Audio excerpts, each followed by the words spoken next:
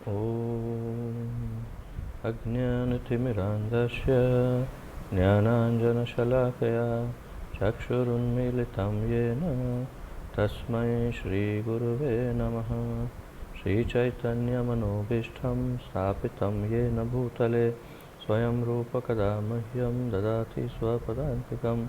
वन्देऽहं श्रीगुरुश्रीयुतपदकमलं श्रीगुरुन् वैष्णवांश्च श्रीरूपं साग्रजातं सहगणरघुनाथान्वितं तं सजीवं साद्वैतं सावधूतं परिजनसहितं कृष्णचैतन्यदेवं श्रीराधाकृष्णपादान् सहगणललिता श्रीविशाखान्वितांश्च। हे कृष्ण करुणा सिन्धु दीनबन्धो जगत्पते गोपेश गोपिकान्त राधाकान्त नमोऽस्तुते। तप्तकाञ्चन गौराङ्गी राधे वृन्दावनेश्वरी वृषभानुसुते देवी प्रणमामि हरिप्रिये। वाञ्छाकल्पतरुभ्यश्च कृपासिन्धुभ्य एव च पतितानां पावनेभ्यो वैष्णवेभ्यो नमो नमः। अनन्तकोटिवैष्णववृन्द की जय। नमः ओं विष्णुपादाय कृष्णप्रेष्ठाय भूतले श्रीमते जयपताका स्वामिन् इति नामिने। नमो आचार्यपादाय निताय कृपाप्रदायने गौरकथाधामदाय नगरग्रामकारिणे। नमः ओं विष्णुपादाय कृष्णप्रेष्ठाय भूतले श्रीमते भक्तिवेदान्तस्वामिन् इति नामिने।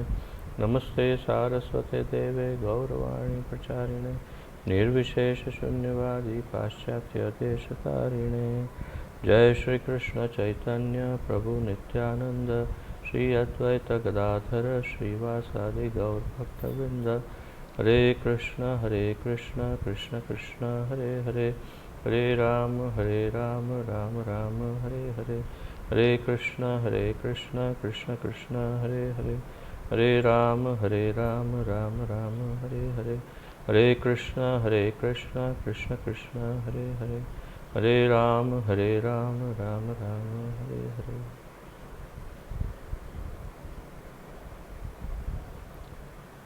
आप सबका बहुत बहुत स्वागत है आज के इस अत्यंत रोमांचक और सुमधुर कार्यक्रम में, जिसमें हम श्री भक्ति रसामृत सिंधु का रसास्वादन कर रहे हैं।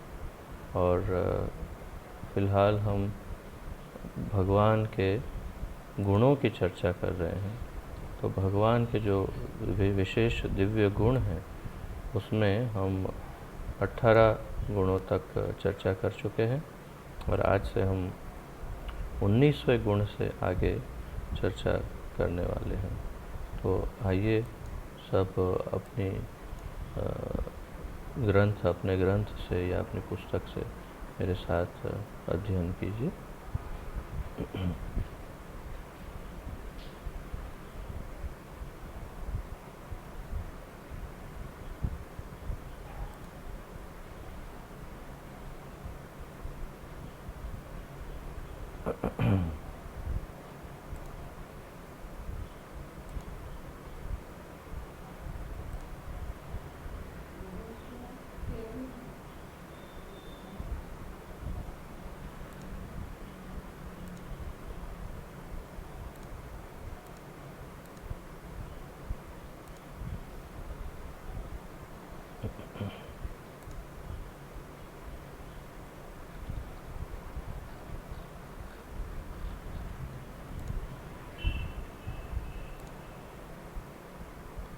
तो हमने पिछली बार जो है 18वां गुण सुदृढ़ व्रत इसकी चर्चा की थी।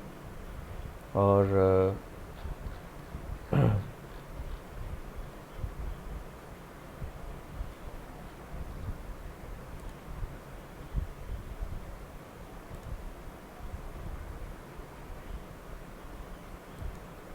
आज हम 19वां गुण देखेंगे,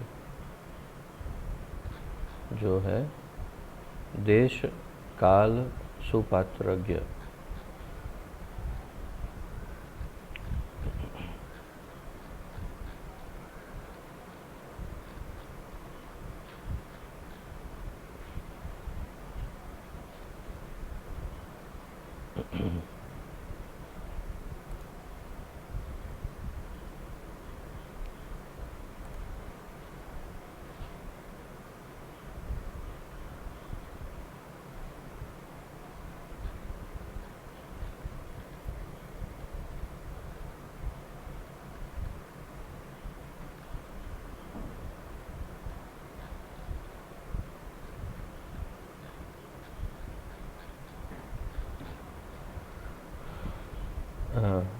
तो शीर्षक है देश काल सुपात्र ज्ञ, अर्थात कि जिसे आइए देखते हैं क्या कहते हैं प्रभुपाद जी, उसी के अनुसार हम इसके शीर्षक के का भी विवेचन करेंगे।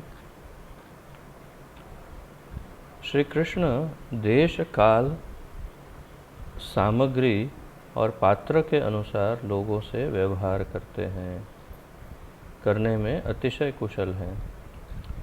श्री कृष्ण देश काल सामग्री और पात्र, तो देश अर्थात स्थाने स्थिता, तो जिस स्थान पर है हम, जिस जगह पर है, जहाँ पर कैसे लोग हैं, कैसी भाषा बोलते हैं, कैसा उनका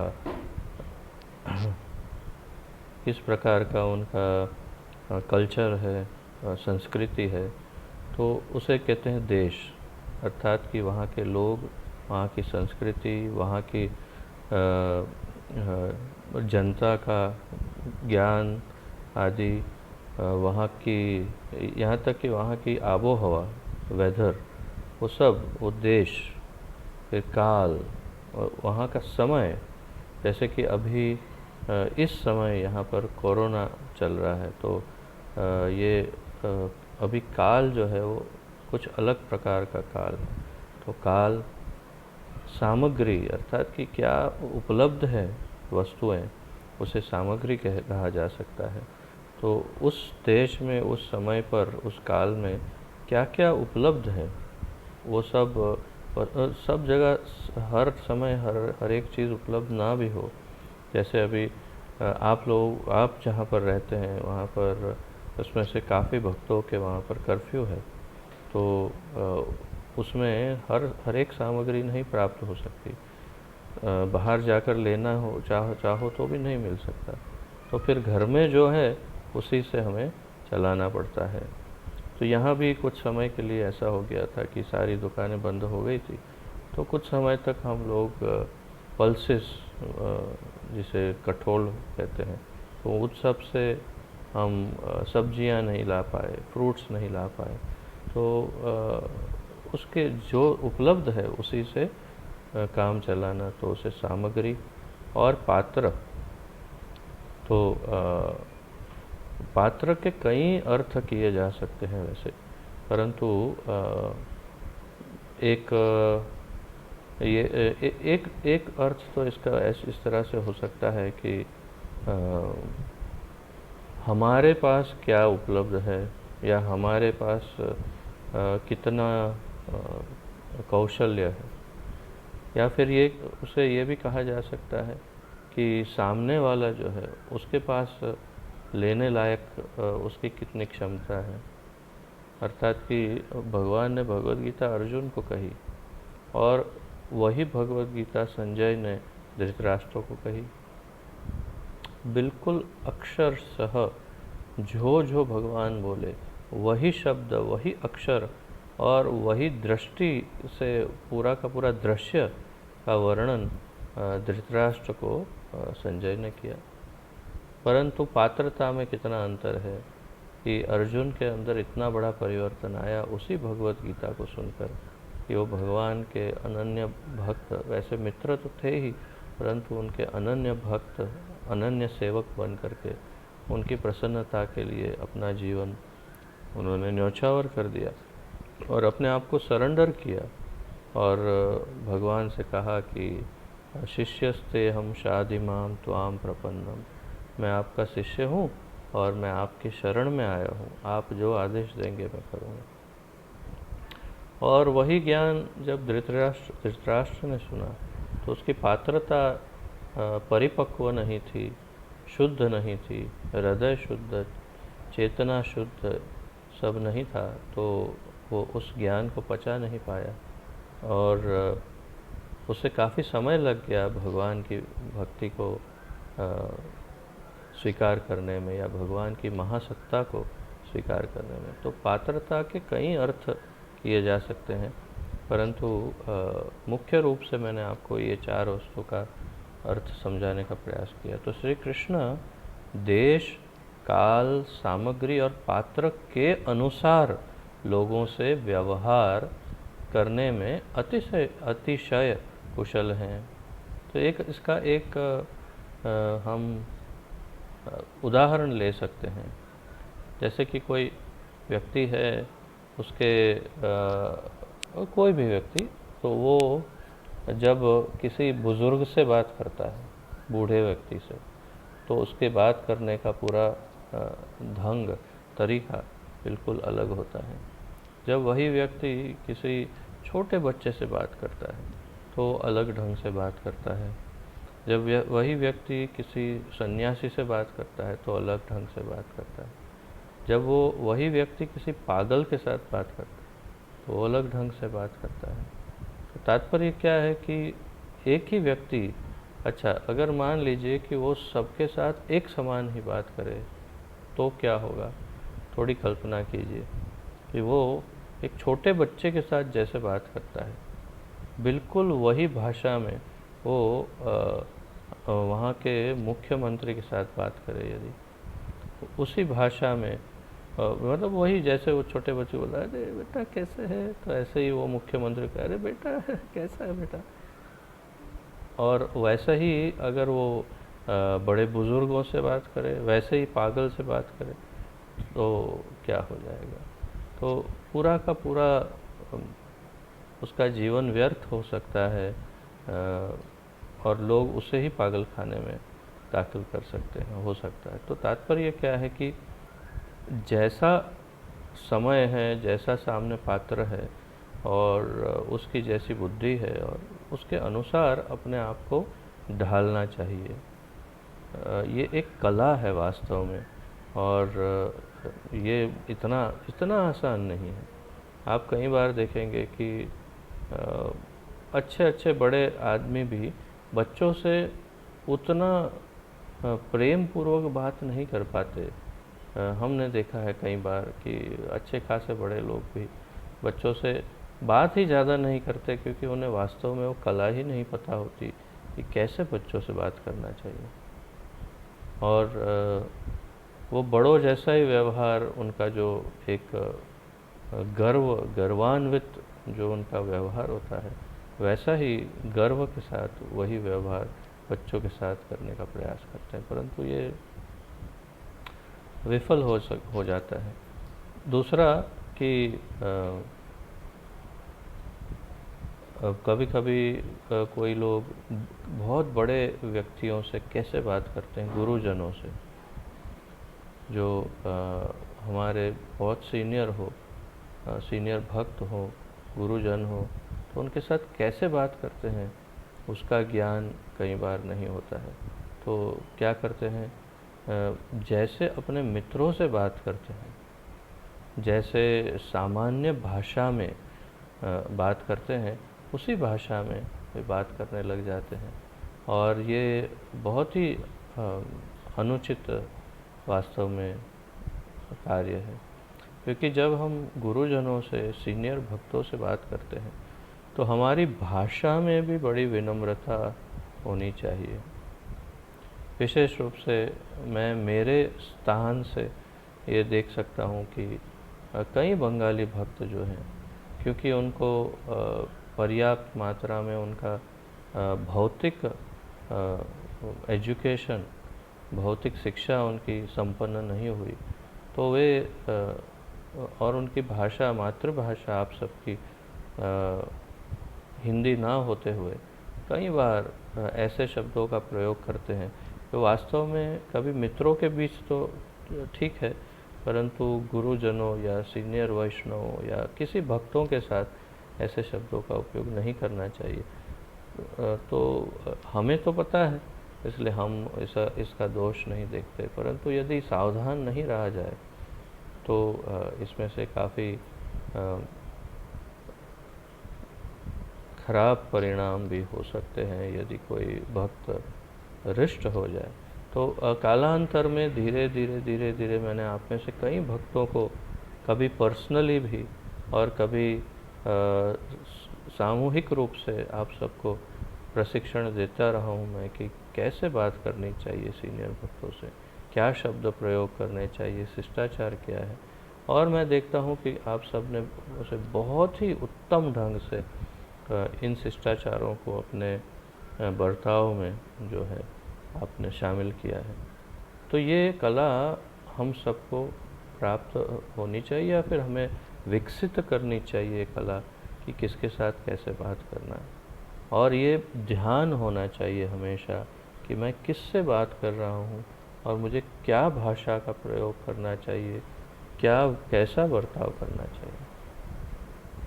कई बार हम व्यक्ति को अंग्रेज़ी में कहते हैं टेकन फॉर ग्रांटेड, अर्थात कि उसे हम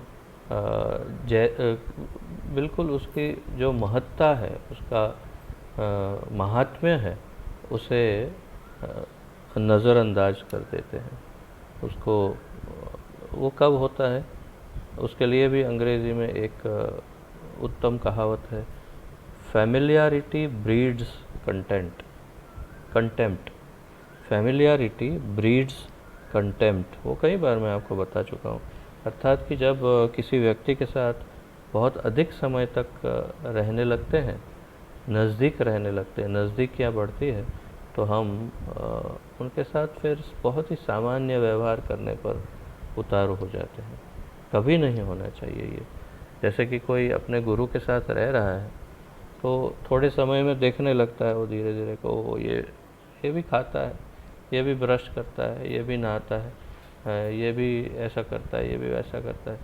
तो उसके अंतर मन में, back of the mind, subconscious में धीरे धीरे ऐसा डेवलप होने लगता है कि ये सामान्य व्यक्ति है, और फिर उसका व्यवहार भी उसके प्रति सामान्य होना शुरू हो जाता है।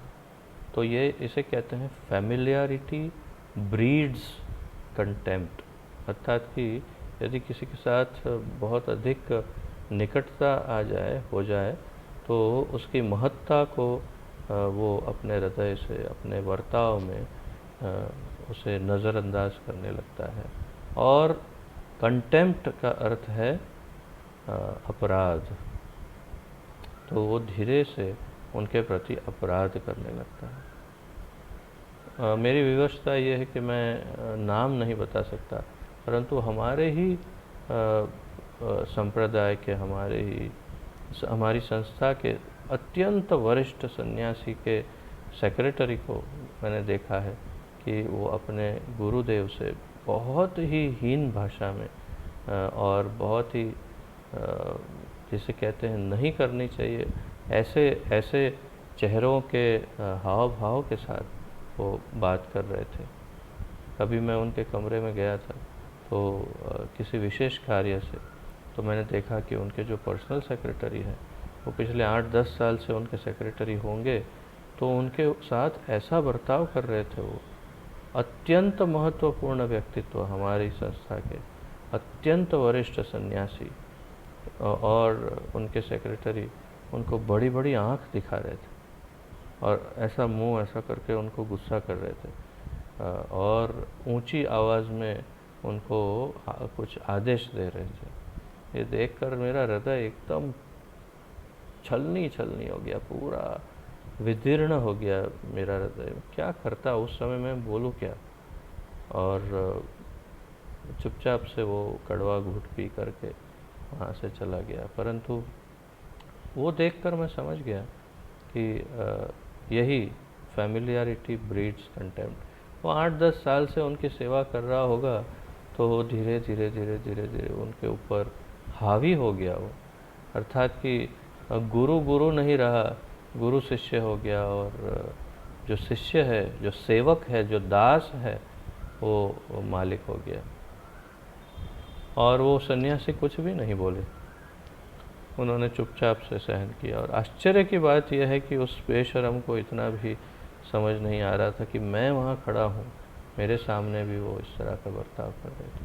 तो ये हम सब में ये गलती कभी ना हो, इसलिए ये जागृति लाना बहुत आवश्यक है। और देश, काल और पात्र के अनुसार और उपलब्ध सामग्री के अनुसार हमें बर्ताव करना चाहिए। विशेष रूप से वैष्णवों से, गुरुजनों से, जो हमसे सीनियर वैष्णव हैं, जो हमें मार्गदर्शन देते हैं, जो हमें आशीर्वाद देते हैं, जो हमें उन्नति के मार्ग पर आगे बढ़ाने में मदद रूप हो, ऐसे वैष्णवों का कभी उनको टेकन फॉर ग्रांटेड, अर्थात कि उन्हें अरे ठीक है ये क्या है उसमें, ऐसा तो बहुत है, चलता रहता है, और कुछ भी स्वीकार कर लेना कि हाँ अरे हम दोनों तो एक ही भाषा बोलते हैं ना। जैसे कोई गुजराती संत हो, सन्यासी हो, और कोई गुजराती व्यक्ति हो, तो जाकर के उसे अरे ये तो गुजराती है अपने, अरे ठीक है, फिर चालू गुजराती भाषा में उनसे बात करने लग जाए, तो इसे टेकन फॉर ग्रांटेड कहते हैं। ऐसा सब हमारे गुरुजनों से बर्ताव नहीं होना चाहिए। और इस बात को भगवान ने स्वयं आचरण करके उन्होंने उत्तमोत्तम उदाहरण प्रस्तुत किया। उनके जीवन काल में आप देखिए, उन्होंने जिनके साथ जैसा बर्ताव करना चाहिए वैसा ही बर्ताव किया। दोनों पात्रों ने, भगवान श्री रामचंद्र और भगवान श्री कृष्णचंद्र, दोनों ने ही यही कार्य किया कि जैसे इसके साथ जैसा बर्ताव करना है वैसा ही करना है। तो इस बात का ज्ञान और जागृति हमारे अंदर होनी चाहिए। तो आप कॉन्शियस रहिए, जागृत रहिए कि मैं किससे क्या बात कर रहा हूँ। जैसे कुछ दिन पूर्व विपिन बिहारी प्रभु ने प्रश्न पूछा था, तो मैंने उनको टोक दिया था, क्योंकि ये मेरा उत्तरदायित्व है। अगर मैं गुरु के रोल में हूँ तो गुरु को जो करना चाहिए वो करना ही चाहिए, और इसीलिए विनम्रता पूर्वक उस रोल को स्वीकार करते हुए मैंने उनको टोक दिया है, और उन्होंने तुरंत अपने अंदर सुधार लाया है। आप में से लगभग सभी लोगों को ये अनुभव होगा, जब आवश्यक हो तब मैंने आपको टोका है, और जिसने सुना है तो उन लोगों का उनकी काफ़ी मैं देख रहा हूँ उन्नति हो रही है। कुछ नहीं भी सुनते तो फिर मैं उनके लिए प्रार्थना करता हूँ कि उन्हें सद्बुद्धि प्रदान करे भगवान। तो वे देश, काल और पात्र से किस प्रकार पूर्ण लाभ लेते, इसका एक उदाहरण श्रीमद् भागवत में उद्धव से गोपियों के संबंध में कहा गया स्वयं उनका एक वाक्य है। तो कैसे देश, काल और पात्र के अनुसार किस प्रकार उसका लाभ लेना है, उसके तो लगभग हम जितने अब गुण जितने चर्चा करेंगे, जहाँ तक मैंने पढ़ा तो लगभग हर एक गुण में उन्होंने प्रयास किया है रूप गोस्वामी ने कि दो दो उदाहरण दिए, और दो उदाहरण इसलिए कि एक प्रकार का उदाहरण, एक दूसरे प्रकार का उदाहरण, ऐसा प्रयास रूप गोस्वामी ने किया है, ऐसा मैंने नोटिस किया। तो इसमें भी दो उदाहरण देंगे। तो ये उदाहरण थोड़ा विलक्षण है। तो भगवान स्वयं उद्धव से कहते हैं, हे सखे, आज की शारदीय पूर्णिमा की रात्रि जैसा उत्तम समय नहीं हो सकता। तो शरद पूर्णिमा की रात है, भगवान कह रहे हैं कि इसके जैसा उत्तम समय और कुछ नहीं हो सकता। क्यों? त्रिभुवन में वृंदावन से बढ़कर कोई स्थान नहीं मिल सकता। क्या बात है, इससे उत्तम कोई स्थान नहीं है, इससे उत्तम कोई आज का काल नहीं है। और तथा गोपियाँ अप्रतिम सुंदरी है। अप्रतिम शब्द का अर्थ है उनके समान और कोई नहीं है, उनकी प्रतिकृति और कोई नहीं है, उनके जैसा और कोई नहीं है कि जिसका उदाहरण दिया जा सके कि देखो ऐसा। तो ऐसा कोई उदाहरण ही नहीं, उतनी अप्रतिम, मतलब अत्यंत सुंदरियाँ, कल्पना भी हम नहीं कर सकते, अत्यंत सुंदरियाँ। तो इसलिए हे उद्धव, मेरा मन रासोत्सव के लिए बारंबार उत्कंठित हो रहा है। तो मेरा मन रासोत्सव के लिए, रास क्रीड़ा करने के लिए उत्कंठित हो रहा है। क्यों? क्योंकि मैंने देखा सबसे उत्तम जगह है वृंदावन धाम, सबसे उत्तम काल है शरद पूर्णिमा, और सबसे उत्तम पात्र है गोपियाँ जो सर्वाधिक सुंदरी हैं। तो इन तीनों को अगर मिलाते हैं तो उनके साथ क्या करना चाहिए? सबसे अच्छा स्थान, सबसे अच्छी रात्रि और सबसे सुंदर गोपियाँ, तो रास ही करना चाहिए और क्या करना चाहिए। और इसीलिए उन्होंने व्यक्त किया कि मुझे रास करने के लिए मैं उत्कंठित हूँ। तो वास्तव में हमें इस बात को समझना चाहिए कि भगवान जो है वे जिस समय पर जो करना चाहिए उसका सबसे अच्छा डिसीजन उनसे अच्छा और कोई नहीं ले सकता। कई बार हमसे क्या गलती होती है, हम जो अपॉर्चुनिटी को क्या कहते हैं,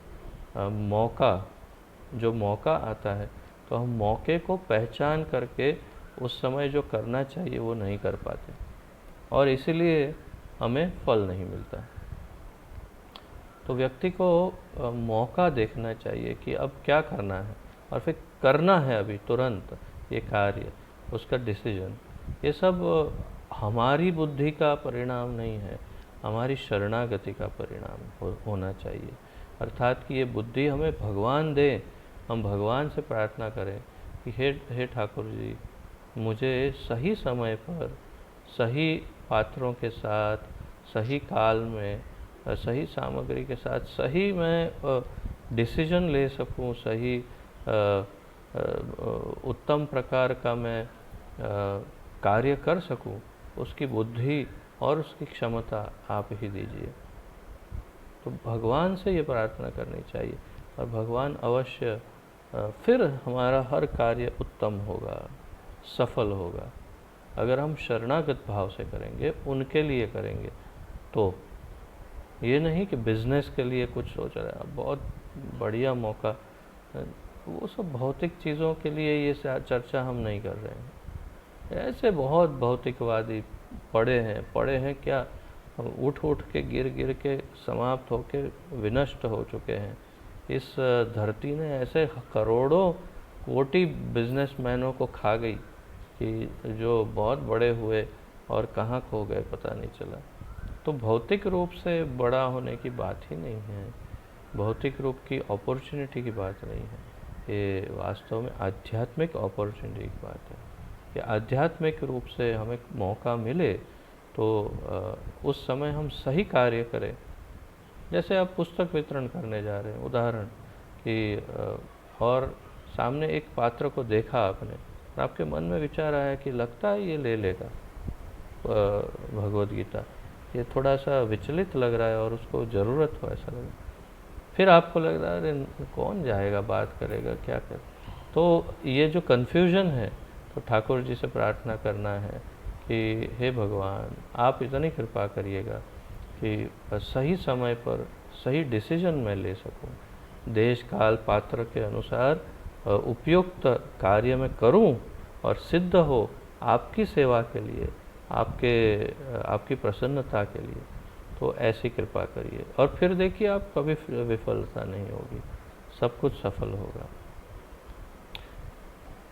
तो जैसे हमने ये डिसीजन लिया था कि थोड़े समय के पश्चात लगा कि अब हमें इस सही मौके का, कोरोना का फ़ायदा उठा करके प्रतिदिन लेक्चर लेना चाहिए, और वो डिसीजन इतना सफल रहा, ठाकुर जी की इतनी अत्यंत कृपा है कि आप सबको तो लाभ मिलेगा ही, मिल ही रहा होगा, परंतु सबसे अधिक लाभान्वित तो मैं ही हुआ। ऐसा आनंद आ रहा है इस यात्रा में। और अभी मैं प्रतिदिन नहीं ले रहा हूँ भक्ति रसामृत सिंधु, तो व्याकुलता हो रही है। मैं सोच रहा हूँ फिर से एक बार प्रतिदिन स्टार्ट कर देते हैं। थोड़ा मेरे शरीर को श्रम पड़ जाता है, परंतु आनंद नहीं आता है प्रतिदिन नहीं हो तो। तो तात्पर्य यह है कि हमने सही मौका देखकर, सही सामग्री के साथ जो उपलब्ध है हमारे सामने, और देश काल पात्र सब कुछ देख कर के जो डिसीजन ठाकुर जी ने दिलवाया तो सफल हो गया। तो ये ठाकुर जी की कृपा से सफल हो सकता है। हमें हमेशा विनम्र भाव से उनसे प्रार्थना करनी चाहिए। 20वां अंग है,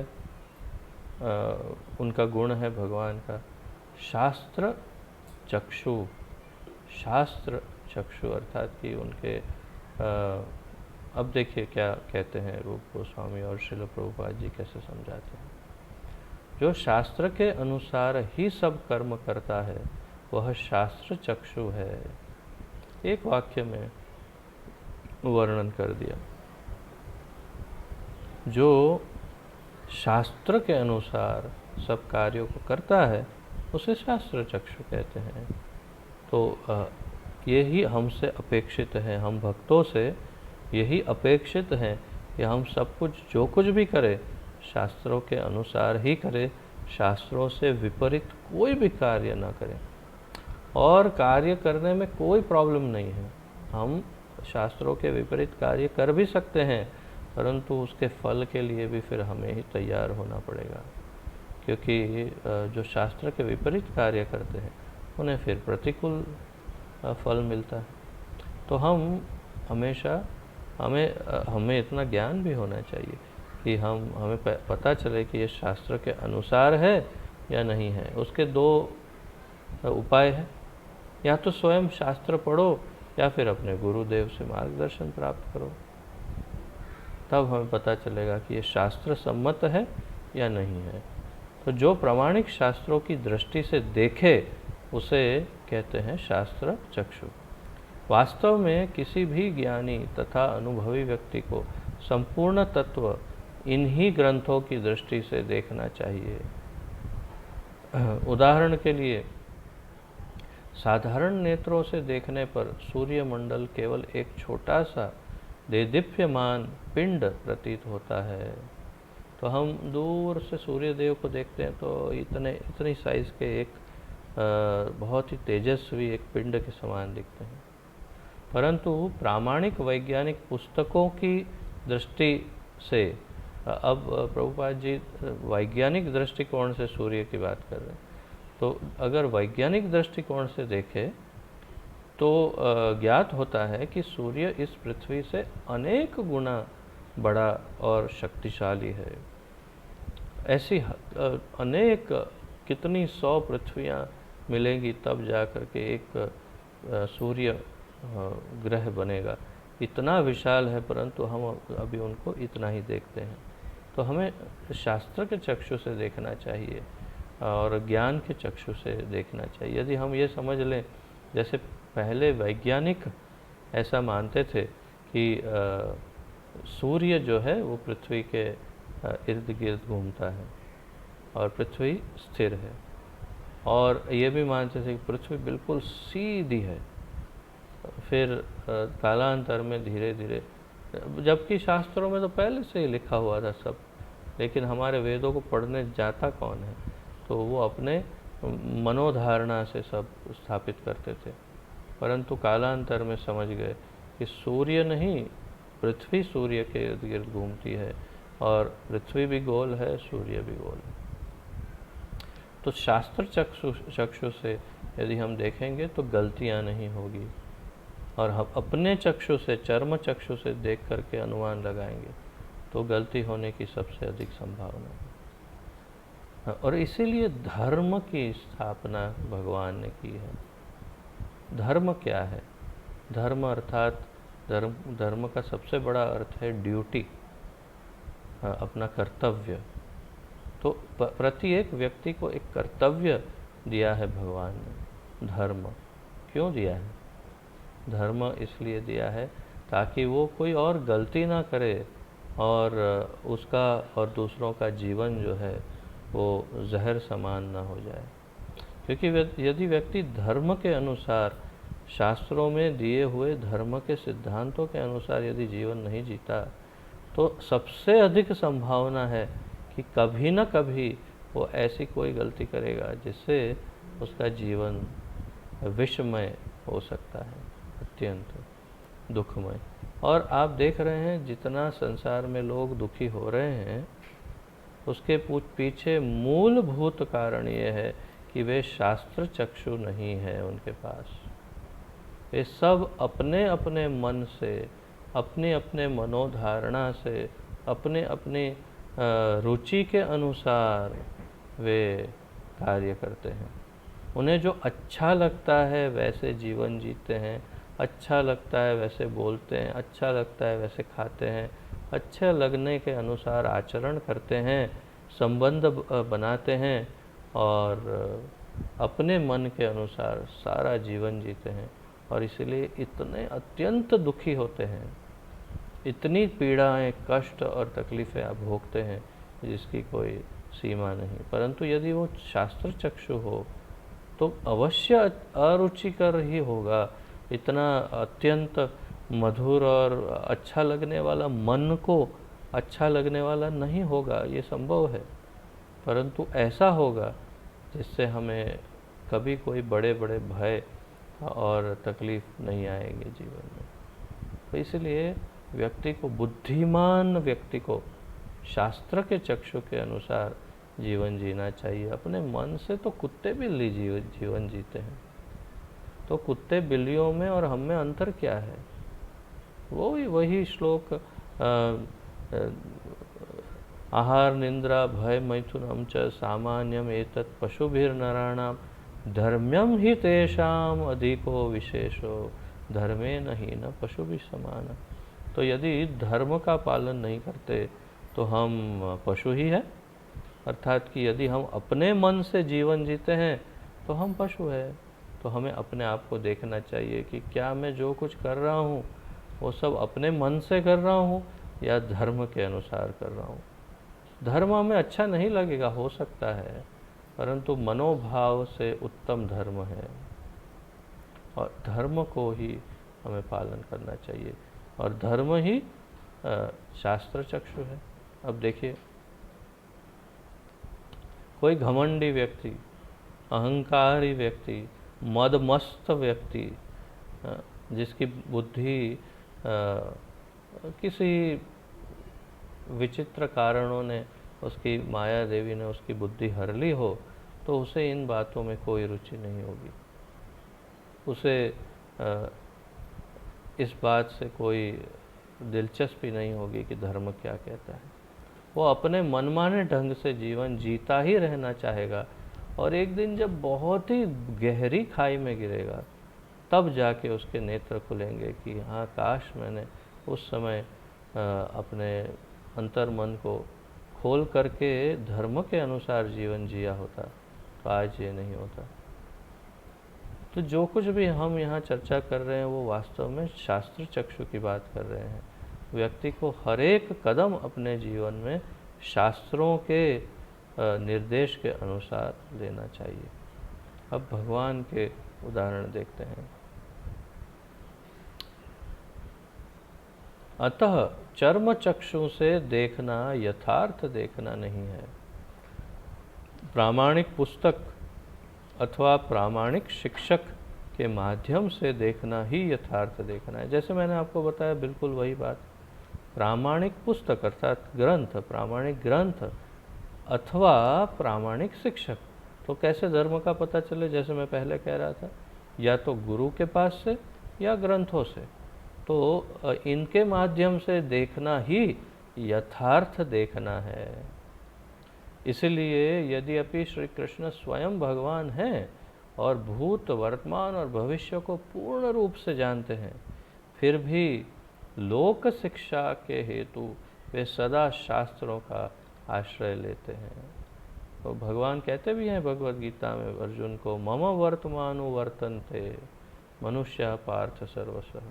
अर्थात कि मैं जैसा बर्ताव करूँगा लोग सब वैसा ही बर्ताव करेंगे, इसीलिए मुझे सही बर्ताव करना बहुत आवश्यक है। मैं यदि सही ढंग से बर्ताव नहीं करूँगा तो लोग मेरा अनुकरण करेंगे और सब दुखी हो जाएंगे। तो इसलिए भगवान कहते हैं कि लीडर को हमेशा सही उदाहरण स्थापित करना चाहिए। तो फिर भी लोक शिक्षा के हेतु वे सदा शास्त्रों का आश्रय लेते हैं। भगवत गीता में श्री कृष्ण ने जो कुछ कहा है वह अधिकारी के रूप में कहा है। सारे वेदों का जो निचोड़ है वो उन्होंने भगवत गीता में कहा है।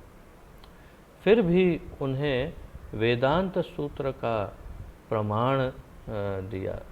फिर भी उन्होंने वेदांत सूत्र का प्रमाण दिया।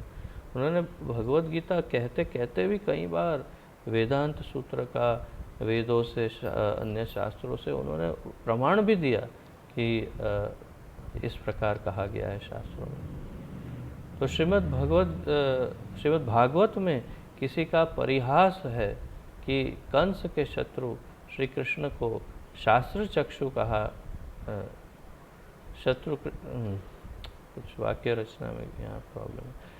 श्रीमद् भागवत में किसी का परिहास है कि कंस के शत्रु श्री कृष्ण को शास्त्र चक्षु कहा जाता है। तो किसी ने मजाक किया है, ऐसा कह रहे हैं प्रभुपाद जी। श्रीमद् भागवत में किसी पात्र ने ऐसा मजाक किया होगा कि कंस के शत्रु श्री कृष्ण को शास्त्र चक्षु कहा जाता है, परंतु अपनी प्रामाणिकता को स्थापित करने के लिए वे गोपियों को ही देख रहे हैं, जिससे उन गोपियों को उन्माद हो चला है। ठीक है, आगे बढ़ते हैं। अगला पॉइंट है रुचि, अर्थात भगवान का अगला गुण है, क्षमा कीजिए मैंने रुचि कहा, शुचि। शुचि शुचि अर्थात शुद्धता या पवित्रता। तो शुचि 21वां गुण भगवान का। शुचिता दो प्रकार की होती है। एक अपनी शुचिता से दूसरों के पाप का नाश करके उन्हें शुद्ध बना देना, और दूसरा प्रकार स्वयं पापों से रहित होना। कभी सोचा था आपने, कभी सोचा था कि ऐसी भी शुचि हो सकती है कि इतनी शुद्धता हो कि सामने वाला व्यक्ति शुद्ध हो जाए?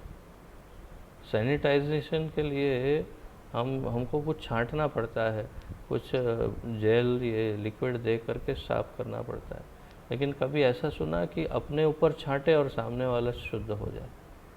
ये ऐसी बात है कि वो अपने ऊपर कुछ छिटकाव करता है और सामने वाला शुद्ध हो जाता है। एक अपनी शुचिता से दूसरों के पाप का नाश करके उन्हें शुद्ध बना देना, और दूसरा स्वयं पापों से रहित होना। बताइए, तो ऐसी शुद्धता का कोई उदाहरण है? तो आप में से कुछ सीनियर भक्त बता पाएंगे अवश्य कि ऐसा उदाहरण है गुरुदेव। जो हमारे गुरु होते हैं वो अपनी शुद्धता से हमारे पापों को ग्रहण करके उन्हें नष्ट कर देते हैं। जब दीक्षा प्रदान करते हैं तो शिष्य के सारे पाप वे ग्रहण कर लेते हैं और फिर उसे नष्ट कर देते हैं अपनी शुद्धता से। तो ये ऐसा संभव है वैष्णवों में। इनमें से किसी भी कोटि का शुचि व्यक्ति पावन कहा जाता है। तो चाहे ऐसे शुद्ध हो, चाहे स्वयं के लिए शुद्ध हो, परंतु उसे पावन कहते हैं। श्री कृष्ण में ये दोनों गुण हैं। भगवान में स्वाभाविक है, भगवान है तो सर्वगुण संपन्न है, सर्वगुण। तो हम गुणों की चर्चा तो इसलिए कर रहे हैं कि ताकि हम उनके गुणगान करके हम शुद्ध हो सके, परंतु वास्तविकता ये है कि भगवान सर्वगुण संपन्न है। उनमें तो वैसे ही सारे गुण हैं, गुण की क्या चर्चा करें, गुण तो उनके अनंत है, परंतु हमारी शुद्धि के लिए हम उनके गुणगान कर रहे हैं। तो भगवान में ये दोनों गुण हैं। वो अपने स्वयं की शुद्धता से सबको पावन कर देते हैं, या फिर वे स्वयं भी इसका उदाहरण स्थापित करते हैं। वे सारे पापात्मा बद्ध जीवों का उद्धार कर सकते हैं और साथ ही स्वयं कभी कोई पाप कर्म नहीं करते। वही मम वर्तमानो वर्तन्ते, वो स्वयं ऐसा कोई नहीं करते कार्य कि जिससे पाप कार्य कर्म हो, अर्थात कि ऐसा कुछ धर्म असंगत कार्य नहीं करते भगवान। इस संदर्भ में धृतराष्ट्र को परिवार की आसक्ति से निवृत्त करने के लिए प्रयत्न करते हुए विदुर का वाक्य है। अभी एक ही दिन पूर्व मैं धृतराष्ट्र के बारे में सोच रहा था। मैं सोच रहा था कि मुझे स्मरण नहीं हो रहा था कि अंत में क्या हुआ। धृतराष्ट्र को तो विदुर मना के उनको जंगल में ले गए और उन्होंने फिर इतना स्मरण है मुझे कि उन्होंने अपनी स्वयं की योगाग्नि से अपने आप को फिर शरीर को भस्म किया और तब वे भगवान में स्थिर हो गए। ऐसा ये सब मुझे थोड़ा स्मरण है। तो इतना स्मरण हो गया कि हाँ, वो आध्यात्मिक मार्ग पर आगे उन्नत हो गए थे धृतराष्ट्र, परंतु ये नहीं याद आ रहा था कि भगवान के भक्त बन गए कि नहीं बने, वो मुझे स्मरण नहीं हो रहा था। तो इस वाक्य से बिल्कुल स्पष्ट हो गया कि उनके छोटे भाई विदुर जी उन्हें परामर्श देते हैं। जब सारा महाभारत समाप्त हुआ, सब नष्ट हो गया, तब विदुर जी वापस आए और उन्होंने धृतराष्ट्र को कुछ कटु वचन भी कहे उनके कल्याण के लिए। उनको कहा अब तो मोह छोड़ दो, चलो जंगल में। तो तब उन्होंने ये कहा उनको, हे अग्रज अर्थात कि बड़े भाई, ऋषि मुनि उत्तम श्लोकों में जिनकी धवल कीर्ति का गान करते हैं, धवल उज्ज्वल कीर्ति या तो बहुत ही बड़ी विशाल अप्रतिम कीर्ति का गान करते हैं, उन पावनों के भी पावन भगवान श्री कृष्ण के चरण कमलों में ही अपने मन को एकाग्र करो। तो भगवान के चरणों में, कृष्ण के चरणों में एकाग्र करने के लिए विदुर कहते हैं। निसंदेह, अब ये तो बड़ा विलक्षण है ये वाक्य, निसंदेह शिव ब्रह्मा आदि बहुत से देवता हैं, परंतु उनकी पावनता नित्य श्री कृष्ण की कृपा पर ही निर्भर है। तो विदुर जी इतने ज्ञानी थे कि उन्होंने बहुत स्पष्ट रूप से जाना था कि भगवान कृष्ण सर्वेश्वर है, सभी ईश्वरों के भी ईश्वर हैं। इसलिए उन्होंने शिव जी और ब्रह्मा जी का उदाहरण देकर कहा कि उनकी पावनता भी कृष्ण से आती है, अर्थात भगवान कृष्ण उन्हें वो शक्ति प्रदान करते हैं। विदुर ने धृतराष्ट्र को परामर्श दिया कि वह एकाग्र चित्त से केवल श्री कृष्ण की आराधना करे। यदि कोई पावन कृष्ण नाम का जप करे तो यह नाम रूपी देदीप्यमान सूर्य हृदय में उदित होकर तत्काल संपूर्ण पाप रूप अंधकार को दूर कर देगा। बहुत ही सामान्य बुद्धि की बात है। वैसे यदि कोई पावन कृष्ण नाम का जप करता है तो नाम रूपी देदीप्यमान सूर्य, नाम प्रभु जो है वो सूर्य के समान है। कृष्ण सूर्य सम माया अंधकार, जहाँ कृष्ण तहाँ माया नहीं नाही अधिकार। तो स्वयं कृष्ण है और या कृष्ण का नाम है, एक ही बात है। वो जब हृदय में चला जाता है वो नाम, तो हृदय का सारा अंधकार नष्ट हो जाता है, स्वाभाविक है। तो इस वाक्य को आप हाईलाइट कर सकते हैं या फिर इसकी नोट बना सकते हैं कि भगवान का नाम जो है वो हृदय में उदित होकर तत्काल संपूर्ण पाप रूप अंधकार को दूर कर देगा। तो पाप को जन्म ही नहीं लेने देंगे भगवान, यदि हृदय में भगवान हो तो। जिस क्षण हम भगवान को भूलेंगे उस क्षण माया देवी या कली दोनों मिल कर के कुछ न कुछ खिचड़ी पका देंगे। और इसीलिए प्रभुपाद ये वाक्य बांग्ला में कई बार कहते थे, कृष्ण भूलिया जीव भोग वांछा करे, पाशे ते माया तारे झापटिया धरे। तो कृष्ण भूलिया जीव, जैसे ही कृष्ण को भूला एक क्षण के लिए, तुरंत माया पीछे से तैयारी रहती है। पीछे से ऐसे जैसे सर्प एक मेंढक को पकड़ता है, वैसे पीछे से फट झापट ऐसा करके झापट या धरे, ऐसे करके माया पकड़ लेती है और फिर खलास हो गया। फिर वो चाहे कितना भी छटपटाए, क्या होता है, मेंढक को तो पेट में जाना ही है सर्प के। तो इसी प्रकार हमें नित्य निरंतर कृष्ण के स्मरण में, सेवा में रहना चाहिए। और इसलिए वही सबसे उत्तम विधि और निषेध क्या, स्मर्तव्य सततम विष्णुर विस्मर्तव्यो न जातुचित सर्वे विधि निषेधास्योर ये तयोर एव किंकराः। तो कभी कृष्ण को भूलो नहीं, हमेशा कृष्ण को याद रखो और कृष्ण को कभी भूलो नहीं। Always remember Krishna, never forget Krishna. बस यही विधि और निषेध है, यही दो है, रूल और रेगुलेशन। इसे याद रखो बस, तो माया और कली कभी अटैक नहीं करेंगे। तो हृदय में हमारे भगवान का नाम स्थापित होना चाहिए। अतः विदुर ने धृतराष्ट्र से निरंतर कृष्ण का ही चिंतन करने को कहा, जिससे पाप पुंज अभी धृतराष्ट्र के पाप की क्या हम उपमा दें। इतना भयानक अनिष्ट पाप कार्यों में संलग्न थे धृतराष्ट्र के, जिसका कोई उदाहरण नहीं दिया जा सकता। कितना पाप कार्य सब उनके ही छत्र छाया के अंतर्गत हुआ। राजा हमेशा जिम्मेदार होता है जिस राज्य में पाप हो। फैमिली का हेड जो होता है, मुखिया पूरे परिवार का, वो जिम्मेदार होता है उसके परिवार में यदि कोई पाप होता हो तो इसी प्रकार पति अपनी पत्नी के पाप का जिम्मेदार होता है।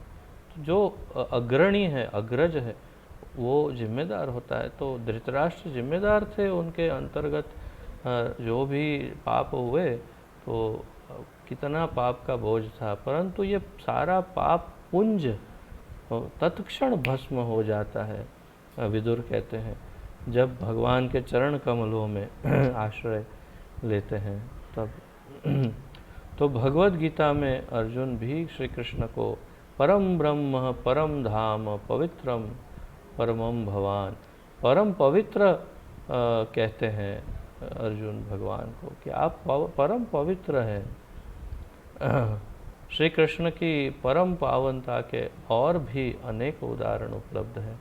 तो उनके परम पवित्रता, परम पावनता, परम शुद्धता के अनेक उदाहरण हैं जो दिए जा सकते हैं, ऐसा रूप गोस्वामी और प्रभुपाद जी कह रहे हैं। अभी अगला उनका गुण है 22वां गुण वशी। 22वें गुण का शीर्षक है वशी। जिसने अपनी इंद्रियों को जीत लिया है उसे वशी अर्थात जितेंद्रिय कहा जाता है। तो जो अपनी इंद्रियों को अपने वश में करना जानता हो, आप सबका अनुभव होगा कि ये कहना बहुत ही आसान है, करना अत्यंत दुष्कर है। अब आपका पता नहीं, परंतु मैं अपनी बात करता हूँ कि मेरी कुछ इंद्रियां तो चाहे मैं कितना ही कोशिश क्यों ना करूँ, वो अपने बस में नहीं है। उदाहरण के रूप में जैसे क्रोध, तो कई बार मैं अपने आप को विवश देखता हूँ कि मेरे अंतःकरण में, हृदय में या मेरे अंदर जो क्रोध की अग्नि है उससे कभी कभी वो मेरे ऊपर हावी हो जाती है और मैं उसे कंट्रोल नहीं कर सकता। ठाकुर जी की दया है कि बाह्य रूप से उतना अधिक प्रदर्शित नहीं होता हो, परंतु एक उदाहरण दे रहा हूँ कि जैसे कोई एक दूषण मेरे अंदर या कोई एक दोष या फिर अपनी इंद्रियों को वश में रखना, वो सब हम सब के लिए तो बिल्कुल ही संभव नहीं है। हम सब साधन सिद्ध नहीं हैं, हम सब कृपा सिद्ध हो सकते हैं।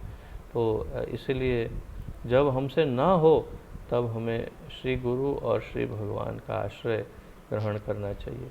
श्रीमती राधा रानी से भिक्षा मांगनी चाहिए कि हे श्री राधे, आप हम पर दया करिए, हम तो अत्यंत पतित जीव हैं, नहीं कर पा रहे हैं अपनी इंद्रियों को वश में, तो क्या करें। आपका शरण लेते हैं हे माता, आप हमें थोड़ा सा हम पर कृपा करिए। और अवश्य फिर भगवान और राधा रानी दोनों कृपा करेंगे तो हम अब ज़रूरत के अनुसार हम इंद्रियों को वश में कर पाएंगे। परंतु ये बहुत महत्वपूर्ण है, एक साधक के लिए इंद्रियों को अपने वश में करना बड़ा महत्वपूर्ण है। इससे विपरीत उदाहरण क्या है, मान लो कोई सन्यासी हो, अच्छा भगवा वस्त्र पहना हो और हाथ में दंड हो, बहुत सारे शिष्य हो, और कहीं जा रहे हो और देखे सिनेमा हॉल के बाहर एक फिल्म लगा है और उसका बाहर शाहरुख खान, सलमान खान का, और कहे अरे वाह क्या बात है, सलमान का पिक्चर है, चलो चलो चलो सब पिक्चर देखने चलते हैं। तो ऐसे जिनकी इंद्रियों का कोई ठिकाना ही नहीं है, ऐसे व्यक्ति को कौन पूजेगा, उनको वो क्या हमें ज्ञान देंगे। तो तात्पर्य है कि हमारे लिए, भक्तों के लिए ये प्रदर्शन भी करना होता है कि हमारी इंद्रियां वश में हैं, वास्तव में भी वश में होनी चाहिए। तो श्रीमद् भागवत में उल्लेख है, श्री कृष्ण की सभी 16,000 स्त्रियां इतनी अनिंद्य सुंदरी थी कि उनके उदाम भाव, मनोहर हास और लज्जा को देख कर शिव आदि देवों का मन भी मोहित हो जाता था। बताइए, भागवत में लिखा है कि भगवान की रानियां इतनी सुंदर थी कि शिव आदि देव भी हिल जाते थे। अब क्या बताएं, अब शिवजी जैसे महादेव जो सारी इंद्रियों के स्वयं स्वामी के ही समान हैं, वो भी यदि हिल जाएं, ऐसी अप्रतिम अतुलनीय सर्वांग सुंदरियां उनकी यदि रानियां थी, तो भगवान का क्या होता होगा।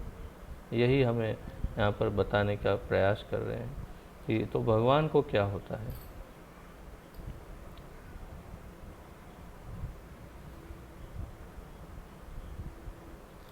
परंतु अपने इस कमनीय हाव भाव से भी वे श्री कृष्ण के चित्त को तनिक भी विचलित नहीं कर सकी।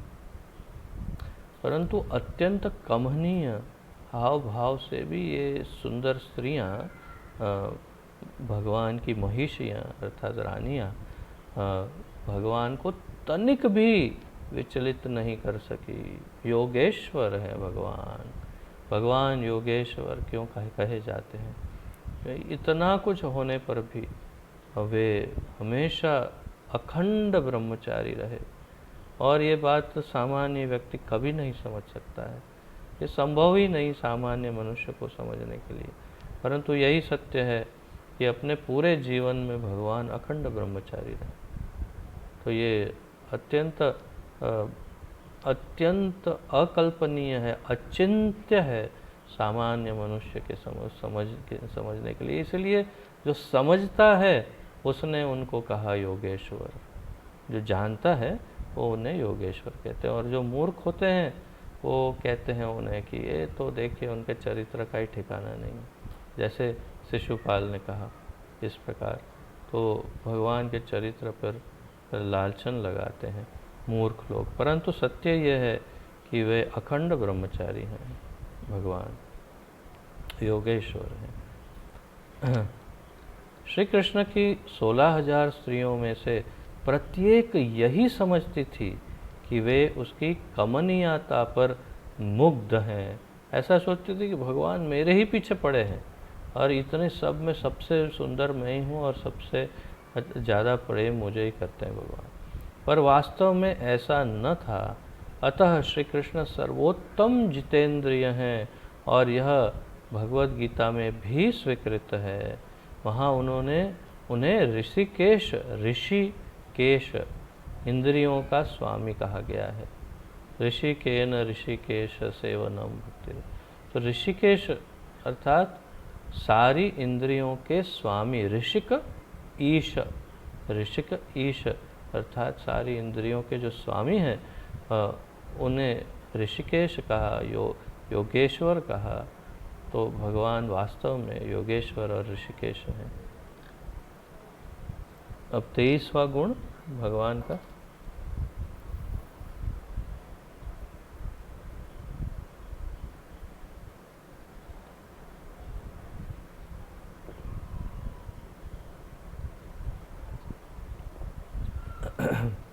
स्थिर, स्थैर्य या स्थिरता। तो भगवान स्थिर है। आइए समझते हैं इसका क्या अर्थ है। जो अभिष्ट फल की प्राप्ति होने तक निरंतर कार्यशील रहता है वह स्थिर है। कैसा हम जो समझते हैं उससे थोड़ा विपरीत यहाँ पर उसका अर्थघटन किया हुआ है, बल्कि यही उत्तम और सत्य अर्थघटन है। इसका जो मीनिंग समझाया है प्रभुपाद जी ने, वो सत्य में यही वास्तविक इसका अर्थ है। जो अभिष्ट फल की प्राप्ति होने तक, अभिष्ट अर्थात कि अत्यंत दुर्लभ और बहुत ही कठिन जो अभिष्ट फल क्या है हमारे लिए, कृष्ण प्रेम, कृष्ण भक्ति और कृष्ण प्रेम ही हमारा अभिष्ट फल है। उसकी प्राप्ति होने तक निरंतर कार्यशील रहता है, वही स्थिर है। चाहे कैसी भी परिस्थिति क्यों न हो, उसका मेरे अंतःकरण में भगवान की प्रेरणा से जो उदाहरण आ रहा है वो है प्रहलाद का। प्रहलाद को देखिए आप, उनके जीवन को, इतने सारे कष्ट उनको आए, इतनी परेशानियां, इतना संतप्त करने का प्रयास किया उनके पिता ने, परंतु एक क्षण के लिए भी उन्होंने ये नहीं सोचा अरे भगवान अब क्या होगा, अरे मेरा क्या होगा। उन्होंने अपने बारे में सोचा ही नहीं, उन्होंने केवल भगवान के बारे में सोचा, और इसे कहते हैं स्थिरता। प्रहलाद से अधिक स्थिर और कौन हो सकता है। तो भगवान ने भी इसी स्थिरता का उदाहरण स्थापित किया। स्यमंतक मणि को खोजते समय श्री कृष्ण न तो वन में घुसने से घबराए और न ऋक्षराज जामवन अर्थात रीछ के राजा ऋक्षराज जामवन के स्थान में घुसने के भय से उन्हें चिंता हुई, वरन स्थिरता पूर्वक मणि को प्राप्त करके ही द्वारका लौटे। तो यहाँ उदाहरण दिया है भगवान के समंतक मणि जो है उसको प्राप्त करने के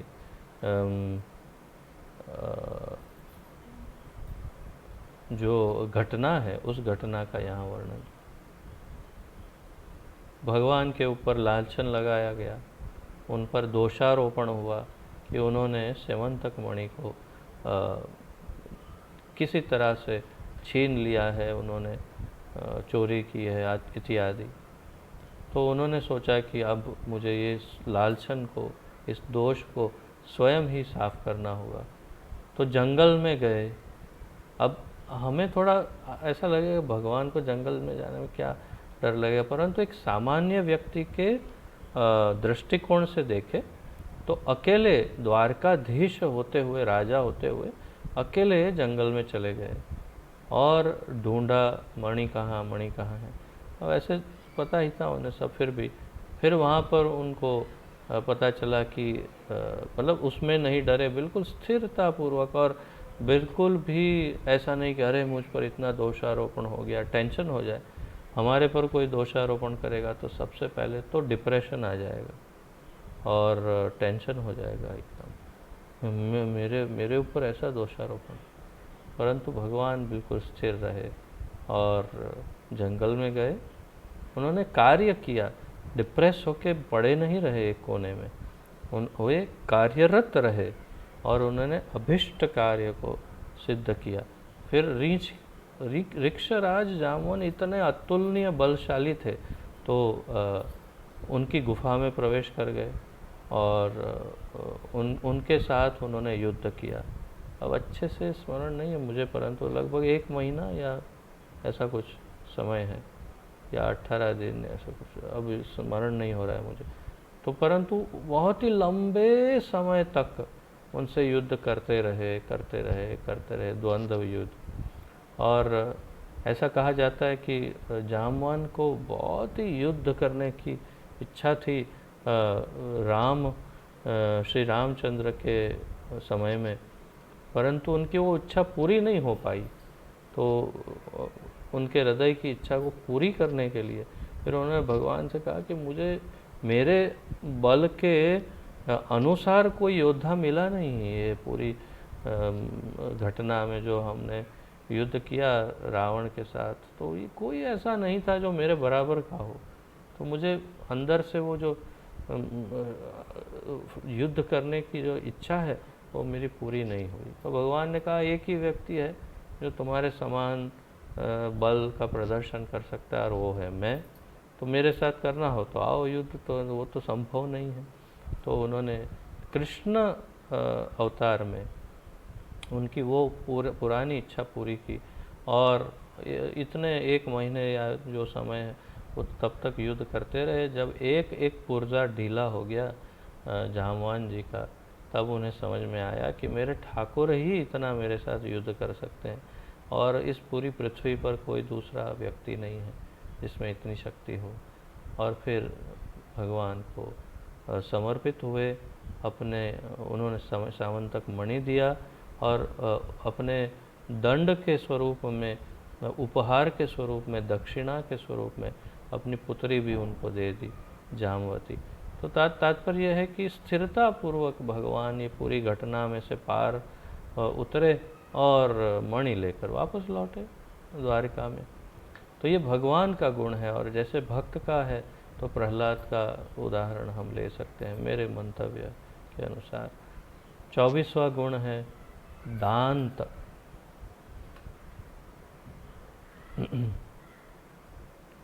दांत, दांत का अर्थ क्या है आइए समझते हैं। जो पुरुष उचित होने पर दुसह कष्ट को भी सहन कर लेता है वह दांत है, अर्थात सहनशील, सहनशीलता, सहिष्णुता कह सकते हैं। तो दांत किसे कहते हैं? जो दुसह कष्ट, अर्थात जो सहन नहीं कर सकते, ऐसा कष्ट भी सहन कर लेता है। अब मेरी बात करूँ तो अगर कोई ऐसा शारीरिक कष्ट आता है तो मैं उसे सहन नहीं कर सकता और मैं अत्यंत व्याकुल हो जाता हूँ, नहीं कर पाता हूँ सहन। तो ये मेरे अंदर एक कमज़ोरी कह सकते हैं है। तो इसी प्रकार हम सब में कोई ना कोई ये रहता है कि हम सब नहीं, कोई भक्त ऐसे भी रहते हैं जो सब कुछ सह लेते हैं। वो कैसे भी परिस्थिति में उन्हें रखा जाए वो कंप्लेन नहीं करते। तो मेरे चाचा जी बता रहे थे कुछ दिन पूर्व, हमारे प्रफुल्ल आत्मा गौर प्रभु, चाचा प्रभु, कि मेरी जो दादी माँ जिन्होंने 101 वर्ष की आयु में शरीर त्याग किया अभी थोड़े समय पहले, तो उनके अंदर ये गुण था। मेरे चाचा बता रहे थे कि कभी भी जब उनको जाके मिलेंगे तो कभी ये कंप्लेन नहीं करेंगे कि अरे मुझे ये हो रहा है, मुझे वो हो रहा है, अरे ये नहीं होता, वो नहीं होता। जब हम उनको पूछेंगे तो कहेंगे कि शरीर है, चलता है, शरीर अपना कार्य तो करेगा ही, इसमें क्या है। और इतना कष्ट सहने के बाद पिछले 5 वर्ष से वे बिस्तर पे ही थी, फिर भी उन्होंने कभी कंप्लेन नहीं की और बहुत ही हंसते हुए चेहरे के साथ रहती, हमेशा स्मित चेहरे पर। तो इसे दांत कहते हैं। ये एक लौकिक उदाहरण दिया मैंने कि जिसमें सहनशीलता अंदर उनका एक विभूषण है, एक आभूषण है कि एक राज मुकुट में मणि होता है, उस मणि के समान ये शिरोमणि जिसे कहते हैं, इस प्रकार का ये गुण है कि कोई कंप्लेन ना करे। और कई लोगों को हम देखते हैं, जैसे ही उनको देखते हैं, अरे शू कहो बात हमने तो, अरे भाई, अरे मने तो आम थाय, मने तेम थाय, मुझे ये होता है, मुझे वो होता है। जैसे ही उनके सामने बैठो तुरंत उनका कंप्लेन का पिटारा खुल जाता है, अरे मुझे तो ये है, मुझे वो है, मुझे ऐसा है, मुझे वो। मतलब वो बिल्कुल विपरीत परिस्थिति में है, बिल्कुल दांत नहीं है। तो ऐसा नहीं होना चाहिए हमें। भगवान के विषय में आगे पढ़ते हैं। जिस समय श्री कृष्ण गुरुकुल में निवास कर रहे थे तो कोमल अंग था बड़ा, 12 साल की आयु थी। तो कोमल अंग होते हुए उन्होंने गुरु सेवा में होने वाले क्लेश को सहर्ष सहन किया। शिष्य का कर्तव्य है कि कष्टों को गिने बिना निश्चल भाव के साथ सब प्रकार से गुरु की सेवा करे। निश्चल भी और निश्चल भी। गुरुकुल में रहते हुए शिष्य को द्वार द्वार से भिक्षा करके गुरु को समर्पित करनी होती है। प्रसाद ग्रहण के समय गुरु एक एक शिष्य को पुकारते हैं। यदि किसी कारणवश वे किसी शिष्य को प्रसाद के लिए बुलाना भूल जाएं, तो शास्त्रों में विधान है कि अपने आप भोजन करने के स्थान पर उस दिन उस शिष्य को उपवास करना चाहिए। ऐसे बहुत से विधान है। श्री कृष्ण कभी कभी वन में ईंधन लाने भी जाते थे। तो यह अभी अभी मैं भागवत में कुछ ही दिन पूर्व पढ़ा, 7वें स्कंद में, मेरे ख्याल से 10वां या 11वां अध्याय होगा, जिसमें शिष्य के जो शिष्य का जो उत्तरदायित्व है, यही बात जो अभी प्रभुपाद जी ने बताई वो भागवत में 7वें स्कंद में बताई है कि नारद मुनि युधिष्ठिर से बताते हैं कि शिष्य को ऐसा करना होता है कि जब गुरु बुलाए कि तुम आओ, वही शिष्य ही लेके आया है, दक्षिणा सब भिक्षा गुरु को दे दिया, सब समर्पित कर दिया और बाहर बैठा है। गुरुदेव ने अगर उसको बुलाया नहीं कि आज चलो आओ प्रसाद के लिए, तो उस दिन उसे उपवास करना चाहिए। आजकल का शिष्य होगा तो जा करके थोड़ी देर के बाद दरवाज़ा खटखटा के बोलेगा, गुरुदेव वो मिठाई जो लाया था ना मैं, उसे ज़रा संभाल के रखना, वो मेरे लिए स्पेशल है। हाँ, और हो सकता है 1-2 मिठाई उसने अपने पहले ही पीछे छिपा ली हो गुरु को देने से पहले। और अगर कहीं गुरु भूल गया बुलाना तो हो गया, अरे क्या गुरु जी, एक तो मैं ही लाता हूँ और मुझे ही बुलाना भूल जाते हो, बैठे बैठे खाते हो। तो ये आजकल के शिष्य, ऐसे नहीं होना चाहिए। यही भगवान ने भी इसी गुण का प्रदर्शन किया। जितने दिन सांदीपनि मुनि आश्रम में उज्जैन में रहे, वहाँ पर उन्होंने सारे कष्ट सहकर भी इसी गुण का प्रदर्शन किया, दांत भाव का प्रदर्शन किया। 25वां गुण है, थोड़ा सा और आगे पढ़ते हैं। क्षमाशील, बड़े छोटे छोटे हैं इसलिए मैं आगे बढ़ रहा हूँ। क्षमाशील, जो अपने विरोधी के सब अपराधों को सहन करता है वह क्षमाशील कहलाता है। अपराधों को सहन कर लेता है उसे क्षमाशील। भगवान श्री कृष्ण की क्षमा का वर्णन महाभारत में है, जब उन्हें शिशुपाल का वध उन्होंने किया था। शिशुपाल चेदी का राजा था, चेदी नरेश। श्री कृष्ण का मौसेरा भाई होते हुए भी वह उनसे सदा द्वेष करता रहता था। द्वेष का अगर कोई सर्वश्रेष्ठ उदाहरण हो तो वो है शिशुपाल। भगवान से इतना द्वेष करता था कि क्या कहें, स्वयं मूर्तिमान द्वेष था वो। तो वो क्या करता था, जब भी वे मिलते भगवान तो शिशुपाल श्री कृष्ण का अपमान करता और यथाशक्ति अपशब्द कहता। महाराज युधिष्ठिर के राजसूय यज्ञ में भी उसने ऐसा ही किया, परंतु श्री कृष्ण ने उपेक्षा पूर्वक उसे कोई उत्तर नहीं दिया। उसकी उपेक्षा की भगवान ने, अर्थात वो बोलता रहे, ठीक है। तो जैसे कहते हैं ना, हिंदी में कहते हैं कि जब हाथी निकलता है तो कुत्ते बहुत भौंकते हैं, परंतु हाथी उनकी तरफ भी नहीं देखता है।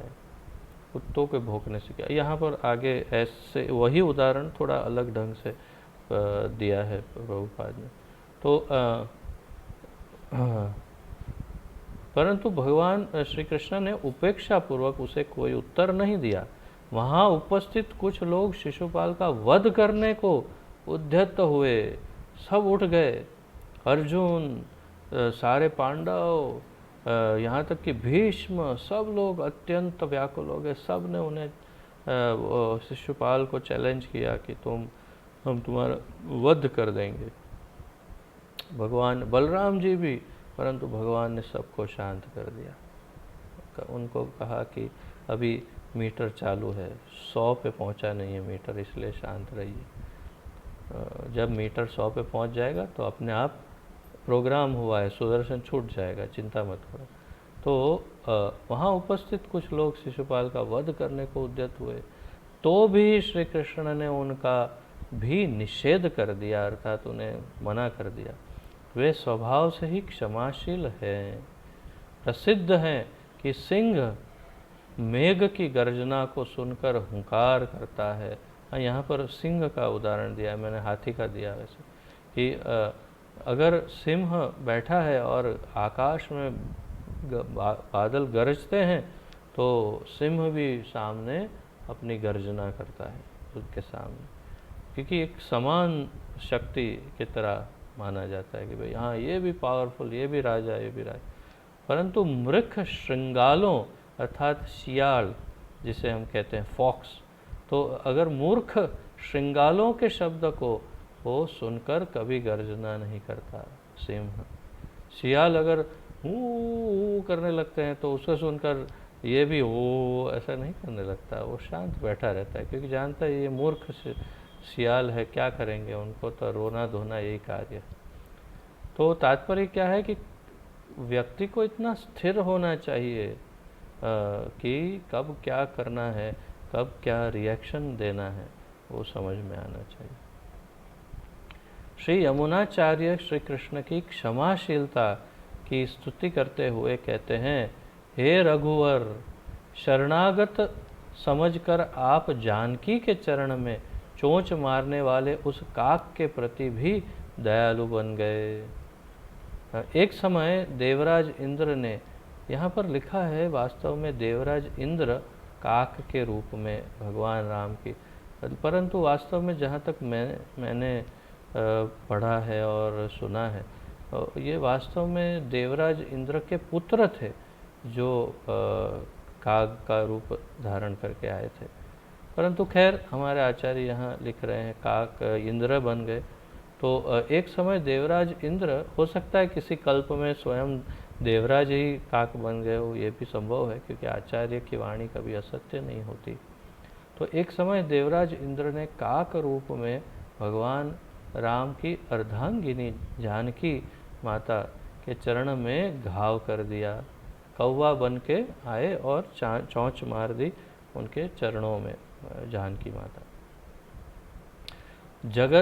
जगन माता सीता के इस अपमान को देखकर श्री राम तत्काल उस उद्धत काक का वध करने को उद्यत हो गए, परंतु वह त्राही त्राही करता हुआ उनके चरणों में गिर पड़ा, अतः भगवान ने उसे क्षमादान दे दिया।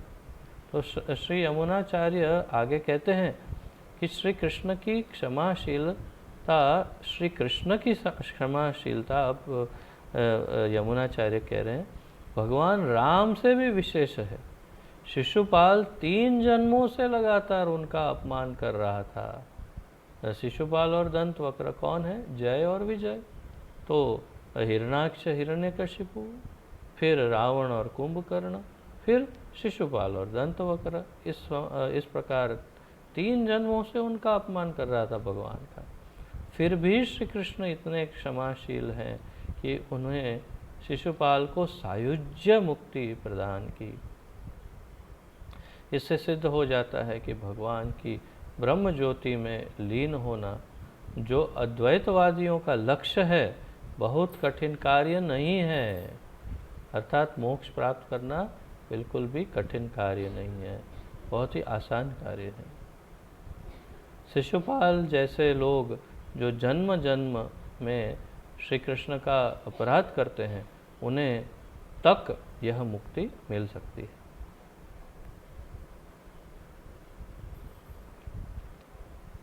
तो शिशुपाल जैसे लोगों को भी मुक्ति भगवान दे सकते हैं। किसी ने प्रश्न पूछा था, शायद आप में से ही कोई, कि सायुज्य मुक्ति कैसे मिली भगवान के? तो ये द्वारपाल थे, तो क्या उनको उनका डाउनफॉल हो गया, उनका डिमोशन हुआ? अर्थात पहले भगवान के ये थे द्वारपाल, अब सायुज्य मुक्ति मिल गई, तो क्या हुआ? मतलब ये तो कैसे हो सकता है? भगवान के धाम में जो गया वो कैसे नीचे गिर सकता है? तो मैंने शायद समझाया था और फिर एक बार समझाने का प्रयास करता हूँ कि कई बार भगवान की लीला में जो जीव रोल करते हैं वो वास्तव में एक जीव नहीं होते। अर्थात कि अलग अलग लोकों से या अलग अलग लीलाओं से आकर के कई जीव एक ही जीव के अंतर्गत एक हो करके, एक जीव बन करके वो रोल करते हैं। या कभी एक ही जीव 2 रोल या 8 अलग अलग रोल भी कर सकते हैं। ये शास्त्रों में बताया कि एक जीवात्मा अपने आप को 8 बार विभाजित कर सकता है। जैसे कपिल मुनि के पिताजी कर्दम मुनि का उदाहरण भागवत में है कि उन्होंने अपने 8 अलग अलग रूप प्रकट किए और माता देवहूति के साथ विहार किया। तो उसी प्रकार तो जैसे धर्मराज, तो धर्मराज एक ही समय में 2 व्यक्तियों में थे। वो धर्मराज युधिष्ठिर भी थे और वे धर्मराज विदुर भी थे। तो दोनों एक ही व्यक्तित्व 2 अलग अलग व्यक्तित्व में एक ही समय पर विभाजित हुए। इस प्रकार जैसे प्रहलाद के बारे में भी कुछ ग्रंथों में ये वर्णन है कि प्रहलाद भी अलग अलग जीव एक हो करके प्रहलाद बने। तो इस प्रकार ये संभव है कि जो शिशुपाल है उसमें भी जो मूल तत्व है वो तो अवश्य ही बिना शंका के वो भगवान के धाम वापस जय विजय के अपने रोल में चले गए होंगे, परंतु उनका एक और जो कोई दूसरा जीव तत्व उसमें मिश्रित होगा वो भगवान की सायुज्य मुक्ति को प्राप्त हुआ होगा। ऐसा संभव है। जैसे अर्जुन आदि पांडव जो हैं वो मुक्त होकर के स्वर्ग लोक चले गए, ऐसा वर्णन है। परंतु वही जैसे एक वो इंद्र के पुत्र हैं, तो एक वहाँ से आया जीव, एक भगवान के नित्य लीला से आया हुआ अर्जुन, ये सब मिल कर के एक अर्जुन हुए। और उसमें से जब विभाजित हुए तो इंद्रलोक का जो तत्व है वो इंद्रलोक में मिल गया और भगवान का नित्य जो पार्षद है वो अर्जुन भगवान की लीला में चला गया होगा। तो इस प्रकार इसे समझा जा सकता है। जो मैंने सुना है आचार्यों से, जो पढ़ा है हमारे आचार्यों के लिखित ग्रंथों में, वही आपके सामने प्रस्तुत कर रहा हूँ मैं। और आशा है कि इसमें मेरी कोई गलती ना हो, और अगर होगी तो मुझे कोई भी कभी भी करेक्ट कर सकता है। आप सबको अनुमति है मुझे करेक्ट करने की।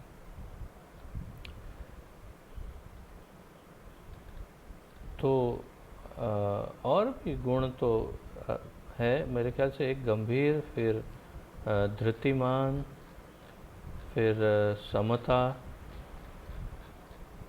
वदान्य, और भी कई गुण हैं। उसके पश्चात धार्मिक आदि। तो मैं तो सोच रहा था सारे एक दिन में समाप्त करेंगे, परंतु काफ़ी समय हो गया है। मैं काफ़ी अधिक बोल जाता हूँ, कई बार अपनी वाणी पर शायद कंट्रोल ना हो तो क्षमा कीजिए। परंतु बाकी के गुण अब हम परसों देखेंगे। आज की इन चर्चाओं में कहीं किसी का कोई प्रश्न हो तो अवश्य प्रस्तुत कर सकते हैं, अन्यथा हम विराम लेंगे।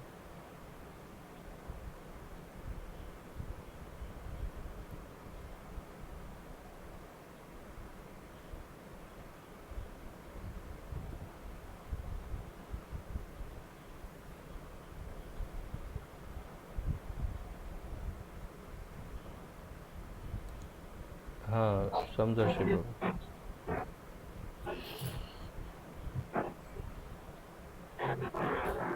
हरे कृष्ण। हरे कृष्ण। मुझे क्षमा कीजिएगा, मुझे क्यों ऐसा लगता है कुछ बाकी रह गए पीछे अपने 13, 14, 15, 16, 17 बाकी रह गए, ऐसा मुझे लगता 13, है। 14, 15, शायद मेरा 16, भूल 17 भी हो बाकी रह सकता गए पॉइंट, ऐसा है, ऐसा लगता है मुझे, शायद मेरा अच्छा। भूल भी हो सकता विपिन बिहारी प्रभु क्या कह रहे हैं? हाँ जी गुरुजी जी, मैं भी यही सोच रहा था। देखो 13 से बाकी था हमारा। 13 से बाकी था, तो मेरी माता जी भी ऐसा ही कह रही थी हाँ कि 13 से बाकी है। तो ऐसा कैसे हुआ कि मेरे ध्यान में क्यों नहीं आया? ऐसा कैसे हो सकता है? मुझे आश्चर्य है, क्योंकि जो मैंने पॉइंट्स लिखे हैं डेट के अनुसार, उस पॉइंट्स में तो जो अनुक्रम था उसी अनुक्रम से मैं आगे बढ़ा। और आप लोग सब नोट्स बनाते हैं, तो अब तक शांत बैठे क्यों रहे? अगर नोट्स बनाते हैं तो ये भी बड़ा आश्चर्य है। तो यदि अगर मेरी ये गलती है तो आपको मुझे शुरुआत में ही रोक देना चाहिए था।